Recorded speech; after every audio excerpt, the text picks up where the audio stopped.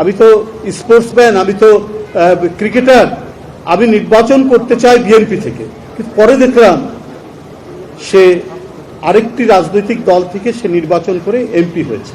ওই যে একটা আমরা প্রবাদ শুনে এসছি না, মানে বন্যেরা বনে সুন্দর, শিশুরা মাতৃ করে।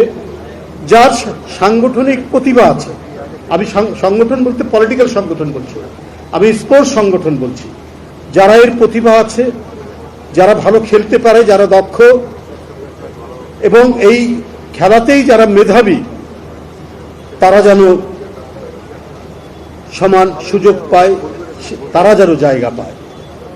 মানে তার কাস্ট, তার ক্রিড, তার রাজনৈতিক রং কি, এই দিয়ে যেন কোনো খেলোয়াড়কে বিবেচনা করা না হয়। এই সর্বনাশ হয়ে গেছে কিন্তু আমাদের 16-17 বছরে। বিশ্বাস করবেন কি করবেন না, একজন প্রখ্যাত ক্রিকেটার আমাদের এই দেশে, সে মানে দলে আসুক, কোন দল করবে আমাদের দেখার দরকার নাই, কিন্তু সে আমাকে টেলিফোন করেছিল এবং আমার সাথে আমাদের একজন মহিলা নেত্রী নিপুণ রায় চৌধুরী ছিল, তাকে টেলিফোন করেছে, আমাকে টেলিফোন করেছে।